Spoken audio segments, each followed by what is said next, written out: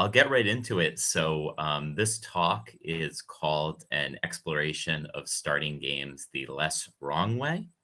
And so just to start, I'll start with a little bit of a disclaimer. Don't trust me. And especially don't trust me. So this is the picture that I chose to represent myself. I wouldn't trust this man.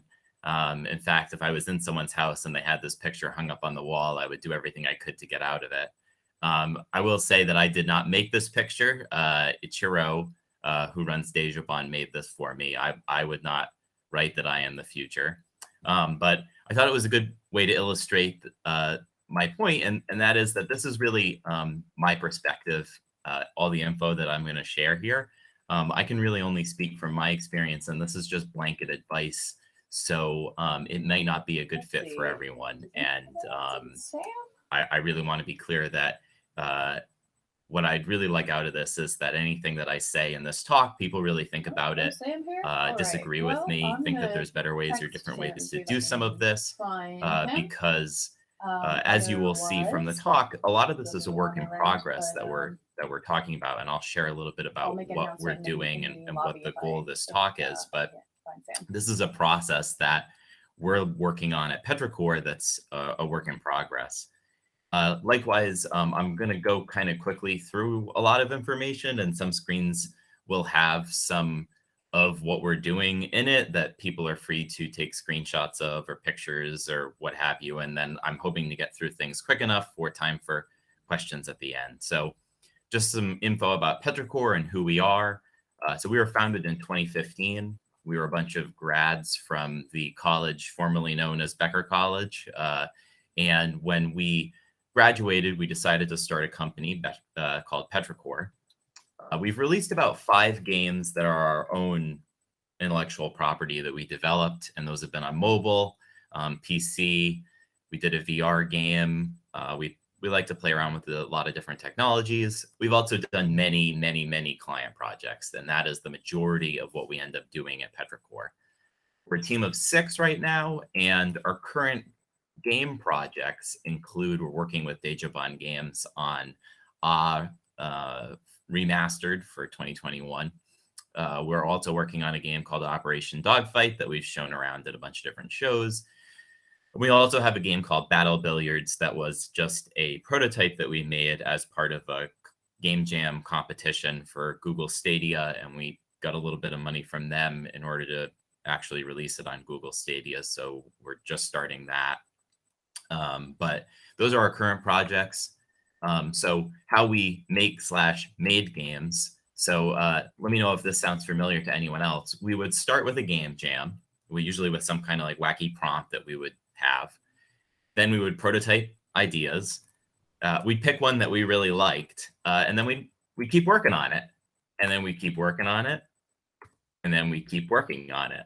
And then eventually we just launch it, right? We would keep working on it until either we were so fed up that we just launch it, or we would keep working on it until eventually we realized we just have to get this out to move on to something else. And we were better about this early on, but over time, our game started to really drag out. And how did that go, right? Purple room has not to get down on our games, because some were really successful for us in a bunch of ways. I think on the client work side of the business, a lot of the time they don't necessarily care how the games have done. And so it was successful for us in the fact that we could prove that we can make larger and larger games. And our first game actually got featured on the App Store and Google Play. They shared it on their social media pages. We got 200,000 people to play it. But all of our games have been commercial failures, and there's really no way around it. They just haven't brought in as much money or time that we put into them. And contract work is both a blessing and a curse for us, because contract work has allowed us to actually operate as a legitimate studio with, I mean, we have a 401k policy with a match now, health insurance. We've been able to set up Petricore as a studio and be able to pay people decently well for an indie studio. But at the same time, it's a bit of a curse for us in the fact that contract work allows us to have funding to keep working on our games. And so whereas a studio that relies on just external funding, funding whatever game they're going to do, that's a pretty clear way to kill a project if they can't find any money. for us, if we can't find any money, and that's kind of already your first red flag, we can just keep working on it because we can fund it because we've got contract work going on. So it both works in our favor and worked against us. And we started thinking, like, how can we start a game right? Because we've had a lot that, like, each game has done progressively better for us, but we realized that at the start was where we were really having our most trouble. And I think this is a problem for everyone. Like, how do you decide what is a good game to pursue and what's not going to work? What's like a bad idea? And this seems to be, and I'd asked this question at a number of events to people of various levels of success, and no one can really give a good answer for this. And I think it's just because games are really tough to make. And really, like, the core thing for us is, how can we be sure it'll make money? Because love it or hate it, that's just how this works, right? Is, the game needs to make money. Everyone needs to get paid fairly for taking part in working on it. And we want to be able to pay everyone for taking part in it. We want to be able to grow the company a little bit. So the game, it needs to make money. And how can we be sure, as much as you can be, that it'll do well? So that's where it comes in the less wrong way. I don't think, and I don't think anyone can really say that there's an official right way to start a game.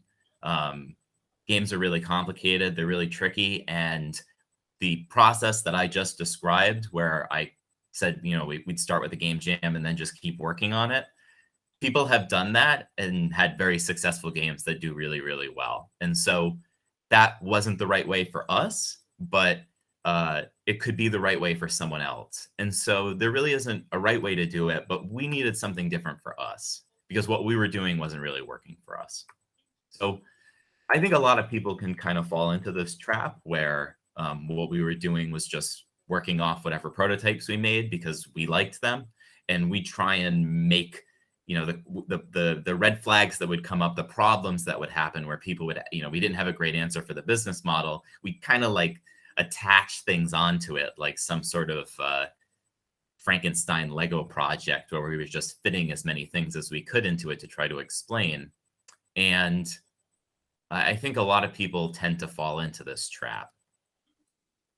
So what we're planning now is how to do it less wrong. And what comes into that is knowing that there will always be failures and that the way in which we're doing things might not always pan out for us. And that this process that we're doing may require iteration on our front. And so we go into this expecting that the plan that we have is going to change. So why this talk then? So I just told you that we made a bunch of commercial failures. And so looking at why you should listen to or want to sit in to hear kind of what we're working on. So I think that overall, something that everyone just does a lot is really want to focus on success and learn from people who did really well.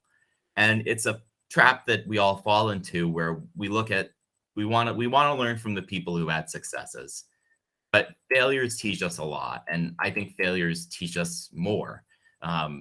You can tell someone 100 times, for a young kid, you can tell them that they shouldn't touch a hot stove, and you can repeat it over and over and over again. But the first time that they do that, the first time that they touch a hot stove, they're never going to do it again because you get burned. And so I think that when we experience a failure, we can learn a lot from it. And at the same time, too, sometimes we'll look at people who've been really successful and think that they did a bunch of things right or they worked really much harder. But I think you could gather 100 games together that, if 10 of them were successes and 90 of them were failures, the majority of all the teams would have worked really, really hard on that game. And there were other factors that may have led to the success or the failure. And luck factors into a lot of this. Not saying that every game that's successful was just that they got lucky and every game that failed was that they were unlucky, but it factors in a lot to a lot of things. And so I think that that's part of what looking at for this talk is, trying to factor in that. A really great example of this is, this example has been shared a lot, so people may be already really familiar with this, but there's a really great example of a survivor bias a World War II plane example. So planes in World War II were coming back with a lot of bullet holes in them. And they were losing a lot of planes. So they wanted to do an analysis on what parts of the plane that they could reinforce in order to make sure that the planes would return successfully. So they took a look at all the planes that had come back and they wanted to fix it. And they did this analysis, right? So they drew out this map. They saw the dots. This was where, on average, all the bullet holes for the planes that came back had holes. So the idea was, we're going to reinforce the dots wherever they are in the plane, and then we'll have more planes that will return successfully. But there was a person on the team who said, no, like we need to reinforce the parts where we don't see the dots, because we're only looking at the planes that came back successfully. And he was right. The areas that didn't have bullet holes were where the engines were, where the pilot was. And so looking at reinforcing the aspects of it that were not returning, because all of the planes that hadn't gotten back had been, all these bullet holes were in planes that had returned successfully. So being focused on only the successes leads you to miss aspects of what you could be doing right. Another really great example of this is an example from Warren Buffett, a coin flipping competition. And that was, if you gathered up 1 million people and every day asked them to flip a coin and call it, you would slowly over time end up with people who just kept getting it right. And the first few times you could kind of agree that it was luck. But I think some of the people who maybe got 10 right in a row would start to get a little bit cocky, right? Because it's like, wow, I'm really good at this. I'm really good at flipping coins. And before you know it, there's people who've gotten it 20. And then, they must be like masterful at flipping coins and can travel the world speaking about coin flipping and how you can be good at coin flipping and the 10 secrets to successful coin flipping. But at the end of the day, there is a huge element of luck that comes into that. And so I think those are just really great examples. And we can sometimes do this a lot in games where we'll get really focused on a game that was really successful and trying to duplicate a lot of what they did, when it might not be a really great fit for the product that you're actually working on, or your team, or any element of in trying to compare it against you, when it may not be a really good comparison at all. And so hopefully now I've kind of convinced you in terms of where I'm coming at from the talk and why it's worthwhile to listen through sort of what we went through. But I'll get started kind of into the process and planning that we've been doing. So this all comes from the realization that we had, like we wanted to change how we made games. We always started without much thought in terms of running through the ideas that we had and confirming a lot of aspects of it that we ended up getting asked later that we didn't have great answers for. Our scope was getting out of hand. Every game that we were making was becoming larger and larger, and it was becoming a lot larger than what it should be for the scale in which games we were trying to make. And it wasn't clear what our games were to people who just joined the team. So when we were working on our own games, and it was just a smaller Petricore team of the original founders, we kind of had a shared idea of what it is that we were working on, but it wasn't written anywhere. We hadn't actually put together what a Petricore game was. And so to new team members that came in, it really wasn't clear exactly what it was that Petricore made as a game. And so we wanted to come up with that. We're also afraid to kill games and just move on to do something new. So we did have some projects that we would kill, but it would take us 8-9 months before we'd really realize that it wasn't going to be a good fit for us. And that was too long. And also we would find that the longer we did it, the less likely we were to want to kill a project, even if it wasn't a good match. So we lost a lot of time realizing all this and learning all this. And so a big part of the talk is hoping that some of this might resonate with people and you may find some of this helpful. So it started with us reaching out for help. That was kind of the first step in all of this. We wanted to speak to studios like us.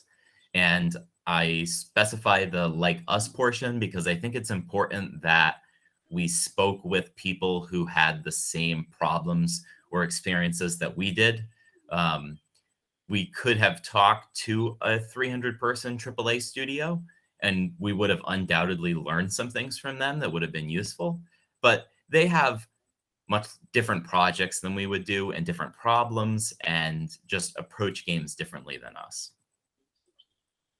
And before we reached out and before we set up these meetings with people, we would prepare a list of questions that we wanted to go over with them in terms of understanding their process and ask for a lot of examples from them if they can provide anything. And the core thing that we were interested in was we wanted to learn about their processes. We wanted to learn about how they made games and how they decided and vetted what a good idea was versus a bad idea. And all were really happy to share. This was awesome. Like we reached out to multiple local game studios, and everybody was more than happy to share this info with us. And most of them had struggled with some of these same issues about getting a project started off the ground. So it was also really helpful to kind of commiserate with another studio that had gone through these same problems and was around longer than us. So they had time to think about this and do some of the same planning. So all of this, where we would reach out and gather and people would share their checklists or their ideas on starting games, gave us a really, really helpful framework to start. And a lot of what we have is kind of pieced together from the feedback that we got from other studios.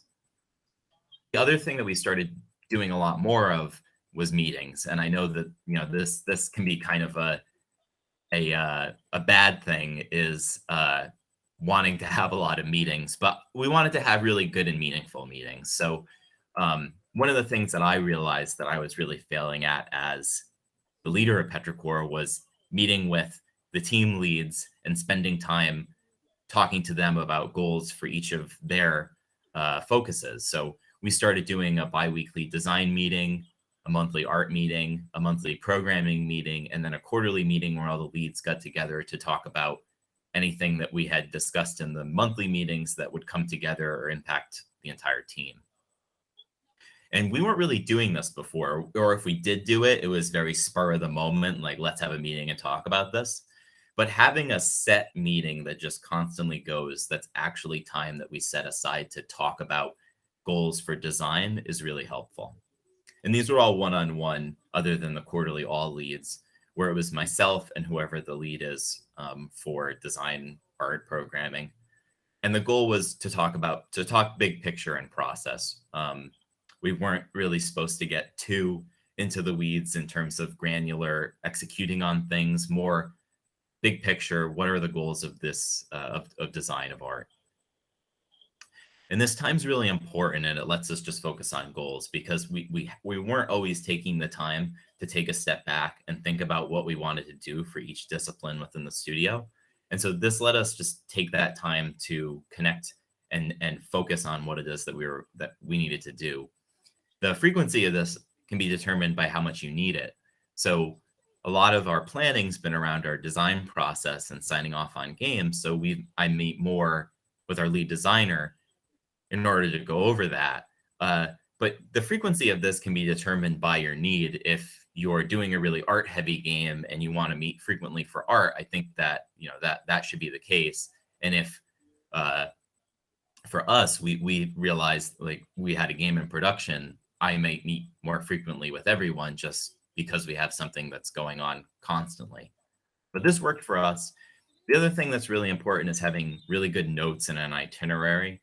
And I think that this is just good meeting hygiene in general, but we weren't always doing this. So we started doing notes where each meeting that we had the clear guidelines of, like, here's what we're talking about, here's all the bullet points, here's what we're going to go over, links to the documents that we needed to discuss that day, any action items that we had that came out of this. It's really just a great way to keep track of everything. And this also houses every meeting that we've ever had.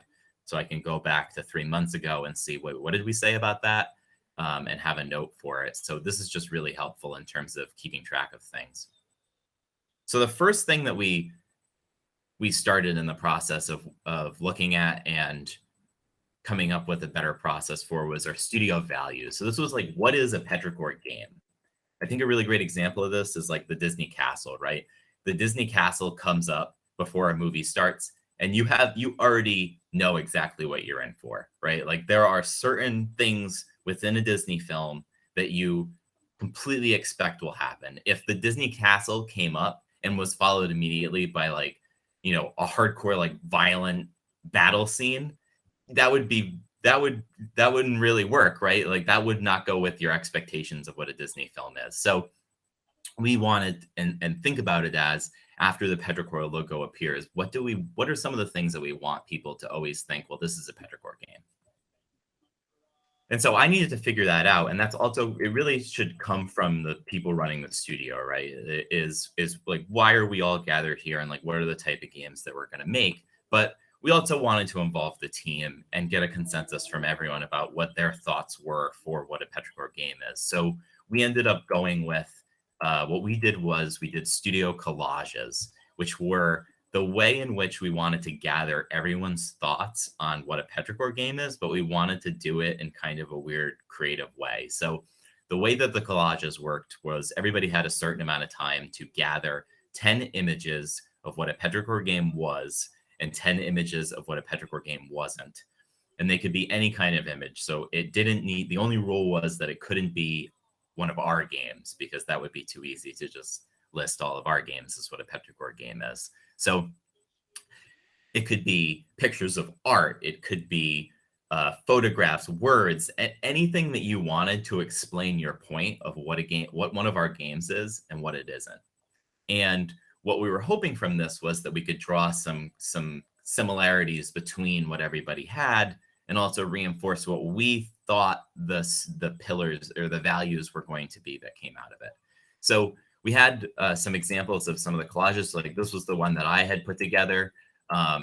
Again, what is it? And this, just to go through a few, like for us, we realized we were more Untitled Goose Game than a Call of Duty game, right?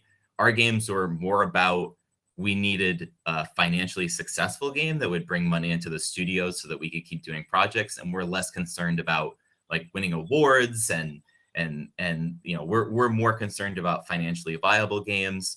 And we want more funny games than scary games, etc. So this, and then we also had, so this is another one that the newest person, Ezra, on our team made. And so this, I think, like, is also a great example because you can even see color-wise, right? Like Petricore game is not. There's a lot more like darker colors on that side and a lot more brighter colors on what a Petricore game is. So this was really great. And then my favorite by far, and I didn't want to say this then, but our lead designer obviously put a lot of work into very creative collage in terms of describing, and was able to talk really well to all of this. Like there's some stuff in here that you may look at and be kind of confused by, but when we had the meeting to discuss how this all factored into the studio values, he was able to really well explain how this all fit in, and made it really fun and creative. So this ended up becoming our studio values, and it was a great way to like get the team to contribute to this and give their perspective. And it was also just like fun. It was creative. It was very visual, and it was also nebulous enough that like we could try and draw parallels and make it fit a little bit into what we wanted the values to be, and draw some shared threads between those values.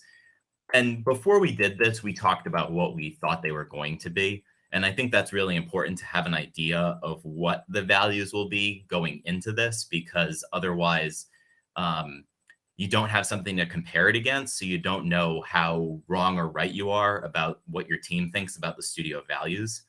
And oh, I heard a ding. I don't know what that meant something. I'm guessing I'm still good and you can still hear me. So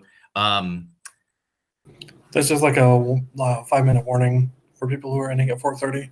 Oh, okay. Thanks, Dan. So yeah, we had an idea of what they would be prior. I think the only issue that was a minor issue that came out of doing this process was that afterwards, these got referenced a lot as the values of the company. And so oftentimes we'd be talking about a project and someone would bring up, well, in someone's collage, we had this. So, or in the collages, we had that.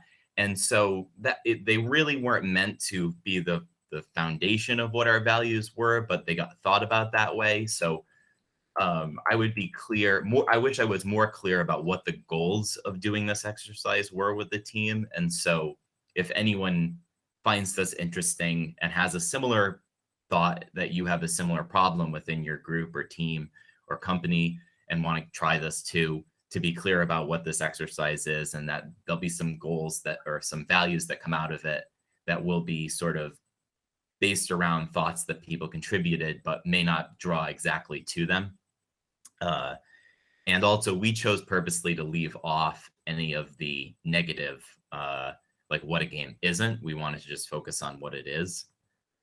So that's what led to this. So this is what our studio values are right now. So we ended up on create a childlike sense of wonder by using joy and humor, invite all to play, and our players invite all to join, and strive to be instantly recognizable through gameplay, style, and platforms. And then we go into greater detail on each of these.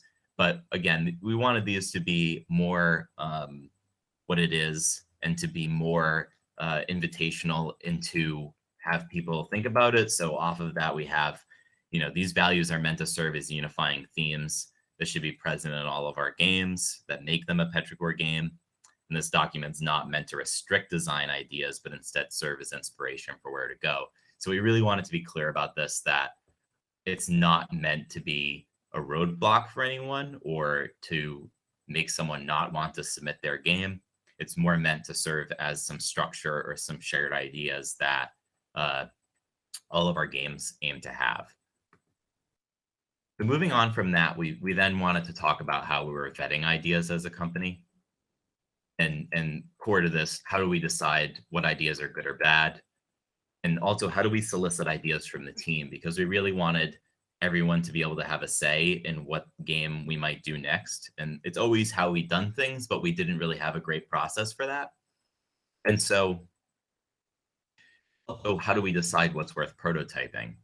Because you always will have, no shortage of ideas. How do you vet the different ideas against each other and decide what is worth prototyping? So we wanted to create a checklist that we could review whenever we had any ideas. And this was something that was pretty shared across all the studios that we talked to, was everybody had an internal checklist that they would vet a game against. And it had different aspects of it that were important to their studio or the games that they wanted to make. So it's not a scorecard. And this was important for us because we didn't want people to think that this was going to be, we were going to tally out all the numbers and whichever game had the highest score in the end was going to be what we made, because it's really difficult to figure that out because games are games, right? It's hard to assign it a specific value. And instead, it's really just a checklist that we go and we try to make sure that we have satisfying answers to as many of the questions as we can. And if we have really unsatisfying answers for some of them, especially business model or interest for the team to make it, then we need to really do a deep assessment. Is this worth making? Because if we can't find any sign that this game could financially do well, it's really tough for us to decide that we should move forward and make this. We settled on, we made two checklists, and I'll share both of them. The first is what we call the game ideation list, which was for if you were looking to pitch a game, things to consider. And the game greenlight checklist was our internal, much deeper review that wasn't meant for anyone on the team to do themselves. It was more meant for leads to go through when we were looking at ideas. So the ideation checklist starts with you have an idea, that's great. We want to hear about it. So here's some ideas that you can consider to vet the viability of your idea. And it's not meant to kill anything, but rather gather evidence to back up that you have a good idea and it's worth making. So the person alone should decide at this point whether, when they look at these questions, they want to keep and pitch the idea or not pitch it. And we wanted to be really clear too that people did not need to have answers to all these questions. These were just things that they needed to really think about. And we wanted to be clear that these were going to be the questions that were asked of the idea. And so if they could think about it and come up with answers to them, It would make it easier to understand the pitch of the game and understand it as a studio if it's worth it for us. And then off of that, we have also the game greenlight checklist. So this is really more a deeper vet on the idea. And this is a ton of questions that we want to ask, right? Like, what's unique or different about the game? Does it excite the team? What's the art style? What are the risks of making this? Can we divide it up? Can we do a small, medium, large version of the scope depending on funding that we can get for it? What are the platforms? Could we launch it on a new platform like AR, glasses, or VR, or anything new that comes up? Is it a growing genre or is it a declining genre? And again, we don't expect that we're going to have a great answer for all these questions, because I don't think that you'll find any idea. If you do, then you should definitely make it that has excellent answers to all these questions. We know that there are going to be some that we're not as sure about, but we really want to, it's really less about having all these having perfect answers. It's really about the planning. There's a really great quote that's attributed to President Eisenhower that's something along the lines of having a plan is useless, but planning is essential. And that's really what this is about. It's about taking time to answer these questions and go through planning, because most of it's going to change, but at least we're taking time to sit and think about this. How did this work so far? So we did an internal game pitching where we gathered ideas and we set up a form that people could submit. And the way that we did it was the only questions that was required is the name of the game and the elevator pitch. And all the other points were not required, but you could answer them. And so we submitted them in a spreadsheet, and then we had a meeting that we set up that was a game pitch meeting on a Friday, where we went through, each person got to pitch 2 ideas that they had submitted, or if you didn't have any ideas, you could just listen in and give your thoughts. So we had that meeting, we went over a bunch of pitches, and afterwards we realized we kind of missed a step. We had expected that, and I think some of the vetting that we did in that meeting could have been done before. So what actually came out of that was we decided to set up a Slack channel previously. And that's now how we gather ideas and discuss, and also have a rating that we'll talk about for our internal games. So in the Slack channel, it's our game ideas. People can just quickly post them with pictures and then discuss them. And then the rating is just we go by kind of Facebook rules where it's only positive. So thumbs up or give it a hype reaction. And that's how people are kind of putting their weight behind it, saying, this is cool, I'd like to make this. We also operate on the assumption, like, if you don't like it or you're not convinced, whatever, if there's questions that you can ask that might convince you otherwise, or like ideas that you want to contribute to the project that would make you more interested in it, then pitch them and talk to the person about it. So we wanted that to be the facilitation of discussion. And then from that, the ideas that were higher rated had higher interest. Then we could meet and pitch those and go into greater detail on some of the deeper questions. So that's how we decided to change it. And from that, when we finally do a deeper vetting, decide on which one we're going to prototype from that meeting. So once we have the ideas gathered, they've been rated, we have the pitch meeting, then it goes into a little bit of a deeper vetting. We pick kind of the top 3 out of that meeting that seem to have a really strong support from the team, and then decide on which one of those that we're going to prototype.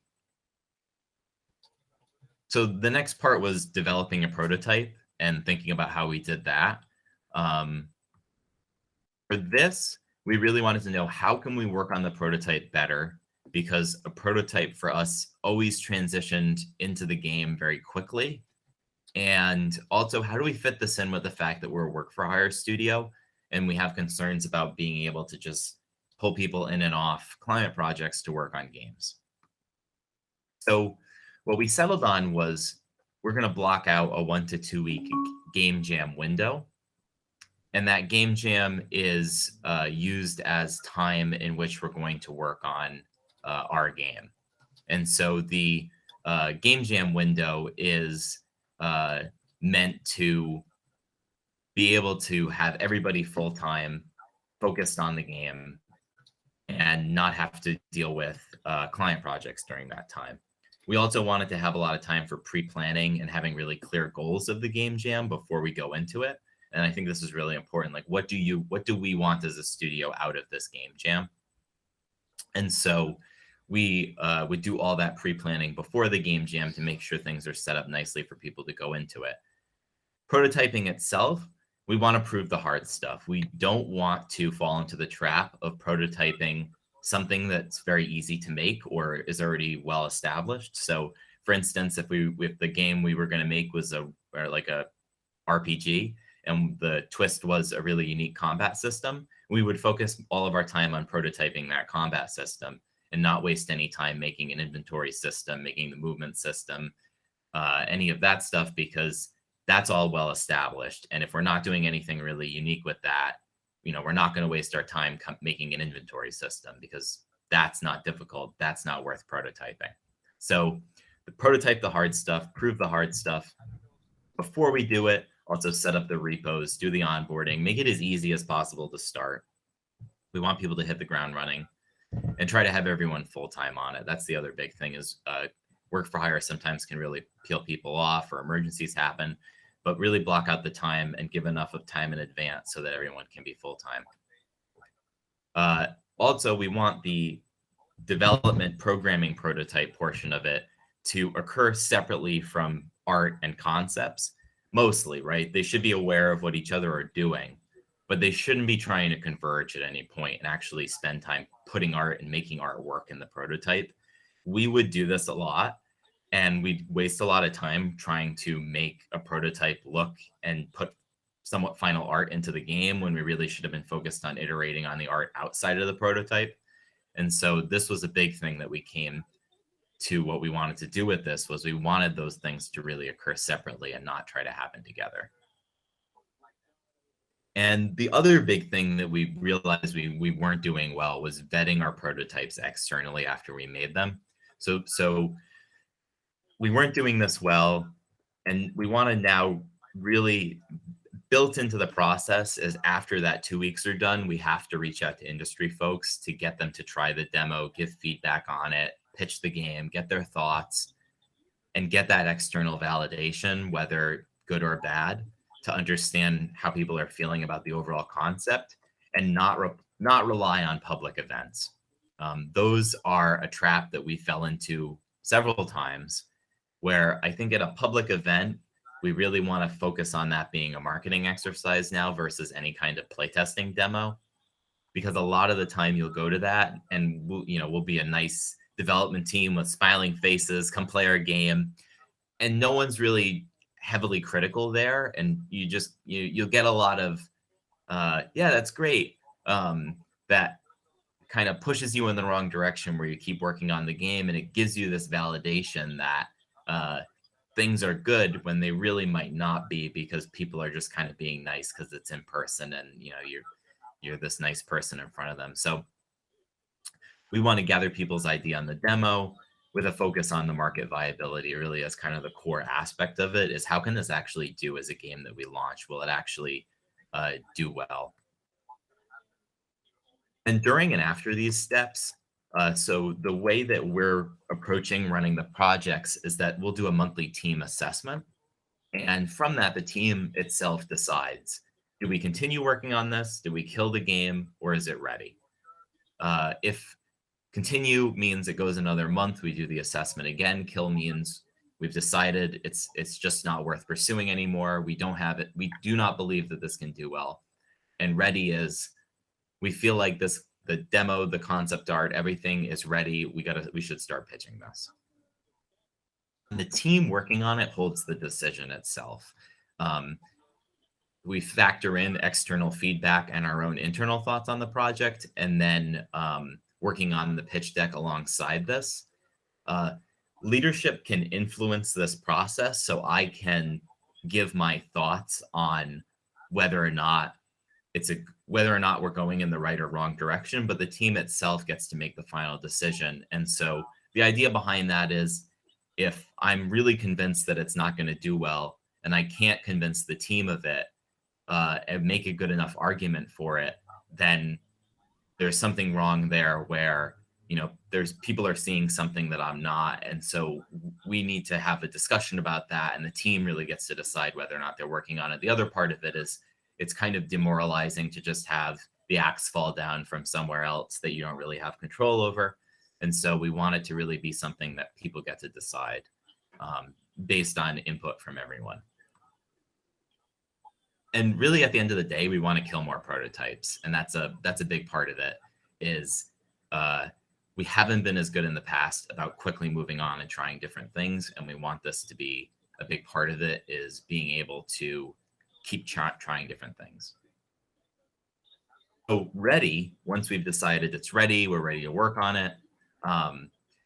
This means that the prototype, the concepts, and the pitch deck are all good. We're happy with them. There's validation externally, internally, that everything's fine. We're ready to pitch. Everything that comes with the pitch deck and the plan. I haven't talked a lot about this, but that's all ready. So a budget, what's the scope, what's the timeline, all of that we've sorted out. And that's, work that in as part of the pitch deck planning. An external validation of a demo. And then begin funding ask. And I call it funding ask because it could take different forms, whether that be we do a Kickstarter, we do a traditional publisher investment, etc., and begin the funding ask. And that's our process. And so at this point, I would love to be able to tell you, and this part should be the part where I tell you, and if you follow all these steps, you can be successful in the multimillionaire like we are, because we made this crazy successful game as a result of doing everything I just told you. But it's not. I don't know. We are just starting to go through this process and planning and thinking and sorting out how we do this. And we've talked to a lot of other folks to come up with how we do this, but we just don't know if this is actually going to make things easier. We have very, very strong feelings that it will, because we put a lot of thought and time and energy into thinking about how we do this, but I just don't know. And we're just getting started with this. So we haven't seen this process through 100%.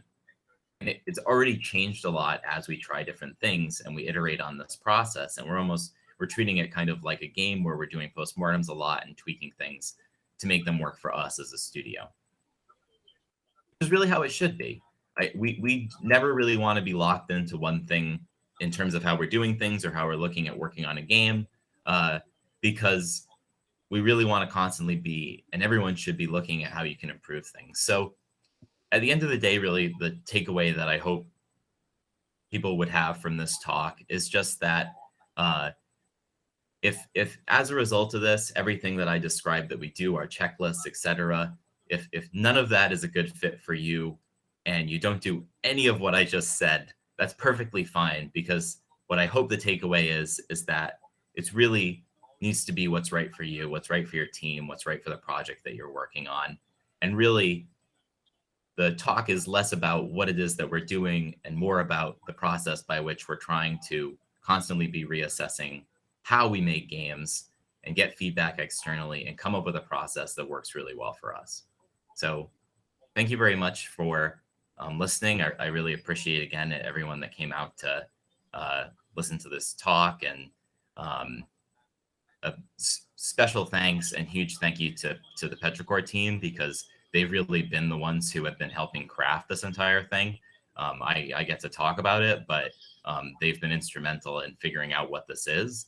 And also, pretty much everyone that we talked to was within the Boston game dev community. So a huge thanks to them too, because we would not have this and we would not have all the info that we got were it not for all the other studios locally that shared. This is both to people in the Boston community that have already spoken to us and people that haven't spoken to us yet because we haven't reached out, but we surely will in the future at some point. So thanks again. And I think I've got about 15 minutes for questions or thoughts, feedback, advice, what have you. So yeah, I'd love to answer anything if people have it. Hey, that was very, very good. Thank you. I have a question. Are there any particular studios that you're still looking to like emulate the success of, or emulate the progress of them, their growth? So we were looking at, so I'd say locally, like Firehose is someone that we really I think they're really similar to us. So that was who we looked at a lot, was studios that did a mix of work for hire in their own games. And so Firehose was a big one that we like talked to a lot, and also really looked at for someone that we wanted to be a lot like. Cool. Thank you. Hey there. It's great talk. Question, do you have any advice on like how to reach out to the community? What your process is like for asking for help, asking from other studios? Yeah, definitely. So we were definitely lucky in the fact that a lot of the people that I was asking for help, I had already met or talked to in other settings before. So I didn't cold reach out to anyone that didn't know us. So we did have a little bit of an established relationship already. But I think that for us, the way that we always did it was to just be really clear about what we wanted from them.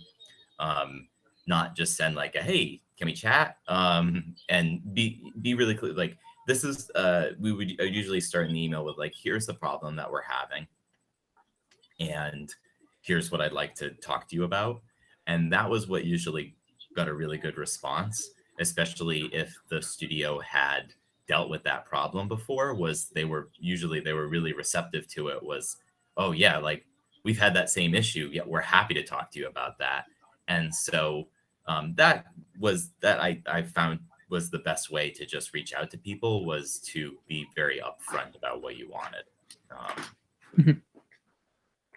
Yeah, absolutely. Yeah, having those upfront statements, super important. Yeah. Awesome. Thank you. Thanks. Hey Ryan, great talk. Hey, Elliot. I'm wondering how sort of the pandemic, and if you're all working at home, has affected this process. I'm not sure if you addressed that or not. I came in a little bit late. Well, so actually the pandemic kind of made us stop and think about this more, because we were really lucky as a company. We were able to do the payroll protection loans. And so we had money to focus, like to do things other than client work. And that was something I know from a lot of people that got them that also did client work. Were like, oh, this is awesome. Like the government's paying us to make games. So for us, like it actually ended up being kind of helpful, because we had the resources to actually just take a break and stop and think for a little bit and spend time doing stuff like this. So it actually ended up making it a little easier. Us all being remote did make it a little bit more tricky, but I think it didn't really impact things too much for us. Cool. Good to hear. Thanks. Yeah. Right. Well, thanks everyone.